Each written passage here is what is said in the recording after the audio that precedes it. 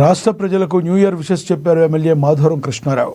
కాంగ్రెస్ ప్రభుత్వం ఏర్పడి 2 ఏళ్లైనా 3 కమిషనరేట్లు చేసి కుక్కట్పల్లిని ముక్కలు చేశారని విమర్శించారు.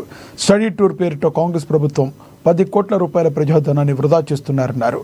నగరంలోని ప్రజలతో రోడ్లు లేక, డ్రైనేజీ లేక, దోమలతో ప్రజలు ఇబ్బంది పడుతుంటే రాష్ట్ర ప్రభుత్వానికి కనిపించడం లేదా అని ఆవేదన వ్యక్తం చేశారు ఎమ్మెల్యే మాధవరం కృష్ణారావు.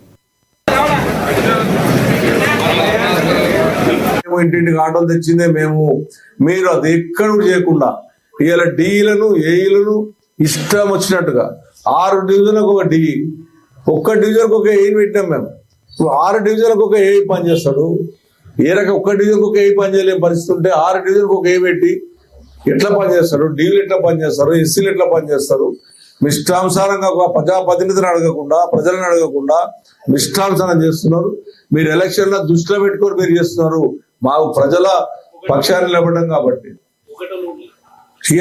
సిపింగ్ చేస్తూ కూడా లేదు. ఈ రోజున ప్రజలు ఎంత ఇబ్బంది పడుతున్నారు సార్, ప్రజలు అర్థమైతే ప్రజలకు అప్పీల్ చేస్తున్నా. వీళ్ళు గేట్ ఆర్గనైజేషన్ అనుకొని చెప్పి మనల్ని 2 ముక్కలు చేశారు. ప్రజల్ని 3 ముక్కలు చేశారు. వీళ్ళకి తగిన గుణపాఠం చెప్పాలని చెప్పి నేను ప్రజలు విజ్ఞప్తి చేస్తా ఉన్నా. 18 నెలల లోపల బాలనార్ బ్రిడ్జ్ కట్టించిన, 18 నెలల లోపల జైంట్ బ్రిడ్జ్ కట్టించిన, 16 నెలల లోపల హైదరాబాద్ బ్రిడ్జ్ కట్టించిన, under pass 7th under pass కట్టించిన. అంటే వీళ్ళు ఈ రోజు వరకు కూకట్పల్లికి ఒక ఫౌండేషన్ బలమైనటువంటి చేసేది కాకుండా మేం చేసిన అభివృద్ధి మేము అడ్డం పడుకుంటూ, మా వాళ్ళ మీదనే ఇంకా మళ్ళా అడ్డమైన వాట్సాప్లు పెట్టుకుంటూ, నేను కొబ్బరికాయ కొట్టిన దానికి వచ్చి వాళ్ళు ఓడిపోయిన వాళ్ళు కొబ్బరికాయ కొట్టుకుంటూ ఇంటింటికి ఆటోలు తెచ్చిందే మేము.